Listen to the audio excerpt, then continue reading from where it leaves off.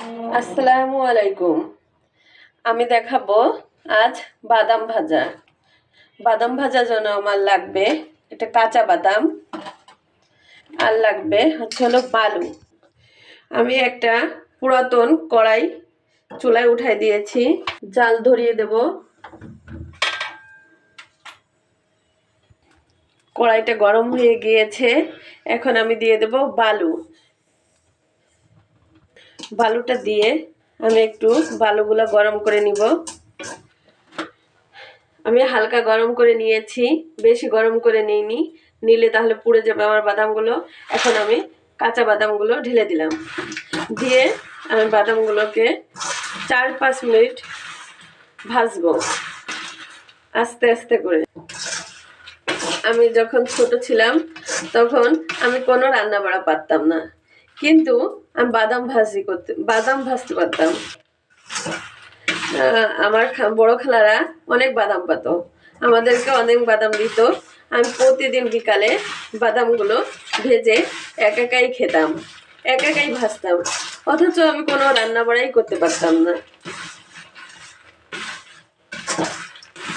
একটু খারাপ কড়াই নিয়েছি, কারণ বালু দেব তো, বালুর জন্য কড়াইটা একটু খারাপ হলেও কোনো সমস্যা নেই।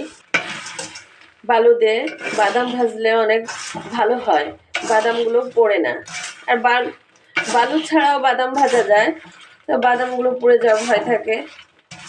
একটা বাদাম নিয়ে আমি দেখব বাদামটা আমার হয়েছে কিনা। এই যে বাদামটা ছুলে আমি এই উপরের খোসাটা ছাড়ানোর চেষ্টা করব। ছাড়ে না, তাহলে আমার বাদামটা হয়নি।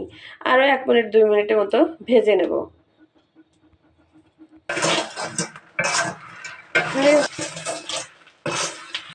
আমি 1 মিনিট 2 মিনিটের মতো বাদামটা ভেজে নিয়েছি। এখন দেখব বাদামটা হয়েছে কিনা।